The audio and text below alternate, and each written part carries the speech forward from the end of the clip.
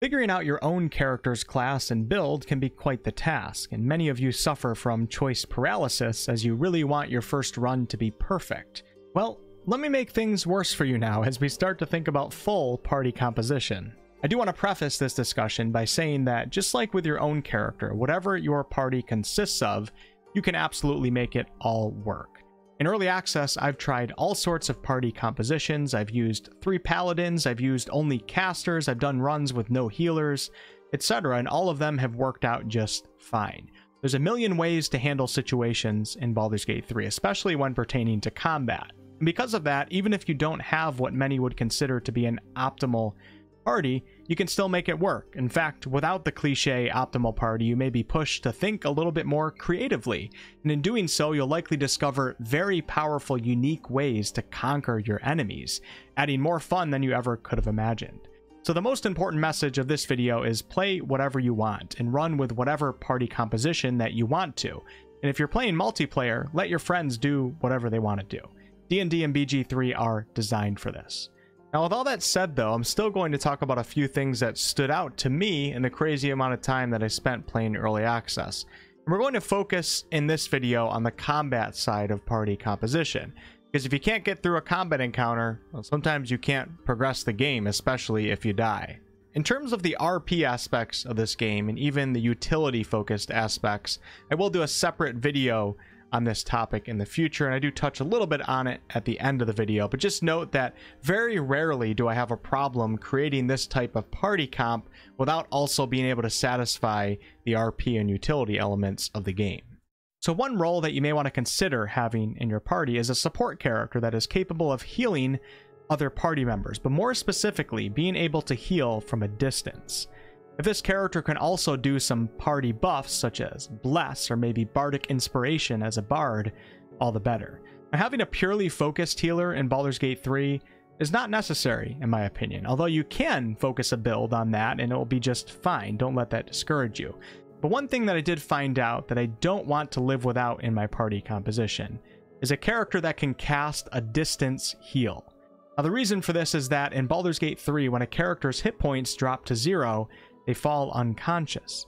And in this state, they're knocked prone onto the ground, and they're forced to do what the game calls death saves, which are basically behind-the-scenes rolls every round of combat, and if that character fails 3 of those rolls, they end up dying. If they succeed 3 times, they become stable, but they're still downed. Now, even if that character does end up succeeding, that's a lot of time that that character is just knocked unconscious, just laying there on the ground, not able to participate in combat. So you're going to want to get them up as fast as possible. One of the best spells in this game to aid you in this is called Healing Word. Healing Word may not be the most powerful heal in the book numbers-wise, but it has a range of 60 feet, and it only costs a bonus action to use, and of course, a spell slot. Many other spells, and even the help action, cost an action, so if you end up helping a character up from their down state by healing them with a spell or using the help action, that's pretty much all that you're doing on your turn.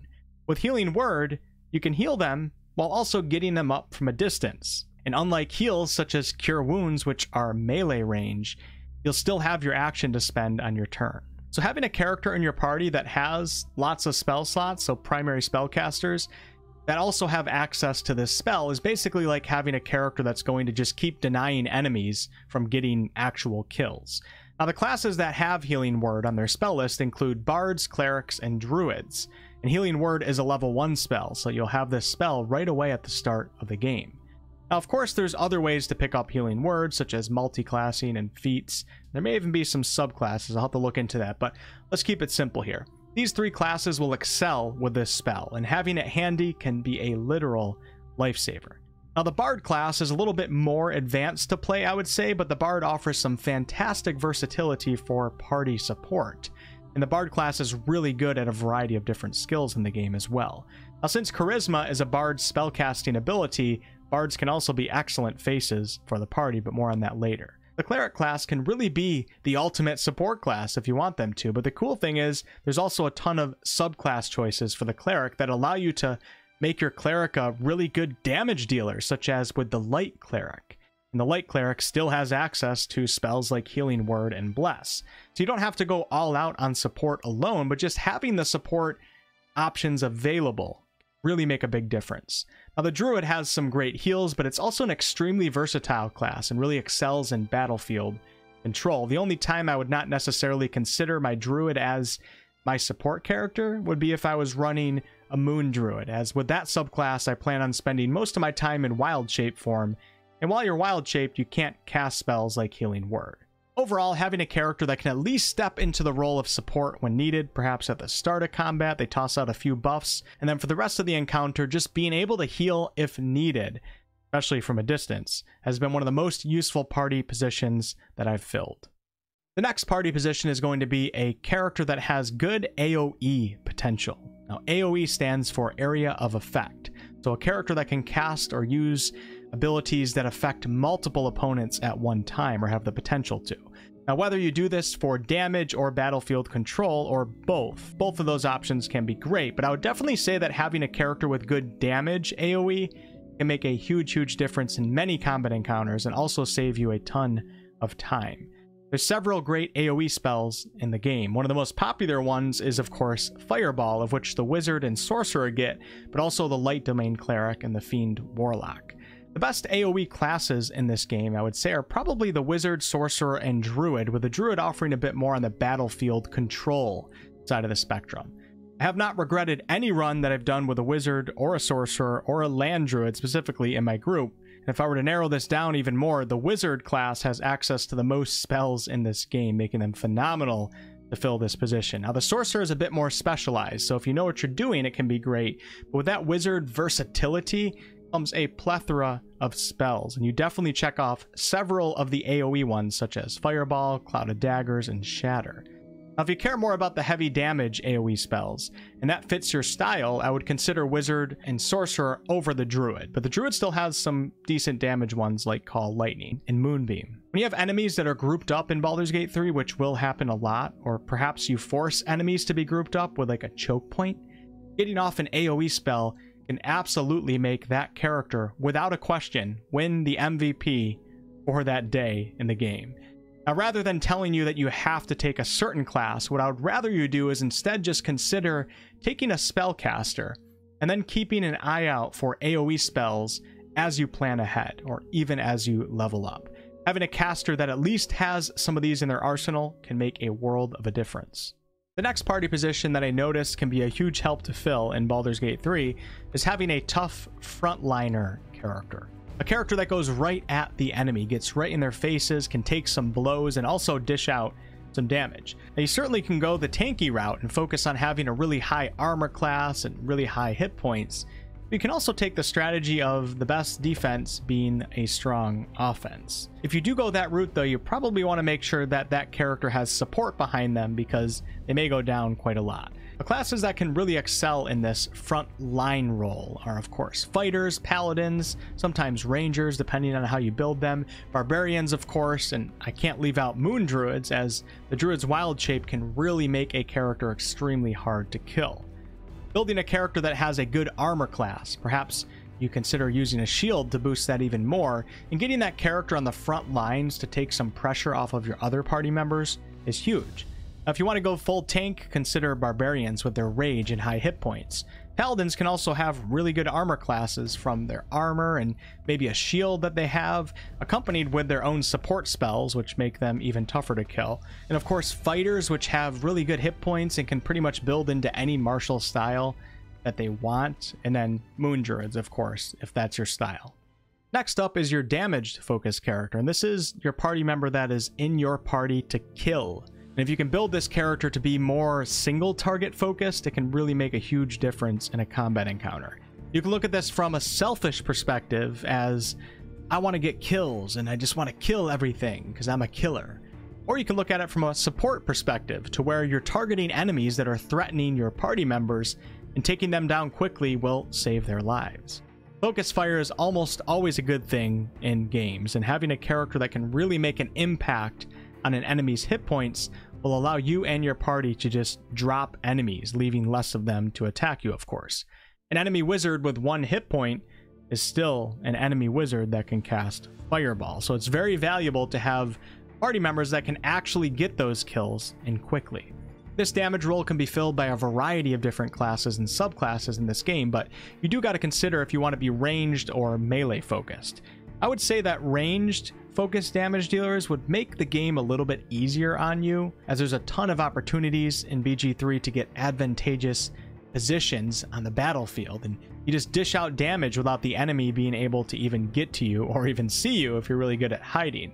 But I gotta say, don't let that stop you from going that melee damage route. Just be aware that melee characters tend to go down more, so having support for them can be important. Damage classes in this game can include rogues with their sneak attack, rangers with their hunter's mark and other damage boosts, warlocks with their hex, wizards as they have every spell you can think of, sorcerers with their powerful spells and meta magic, barbarians with their reckless attack and rage, damage-focused fighters with their action surge, paladins wielding two-handed weapons and dropping divine smites left and right, and even monks with their endless attacks, and so on. There's a ton of ways you can build most classes into that damage-specific role, and having one party member really specialize in just killing things will not go underappreciated. So that's what I noticed after way too much time in early access. A character that's at least capable of some support with Healing Word. It's really a fantastic spell. And that support character having a few buffs or even enemy debuffs to at least use once or twice in an encounter can be really beneficial.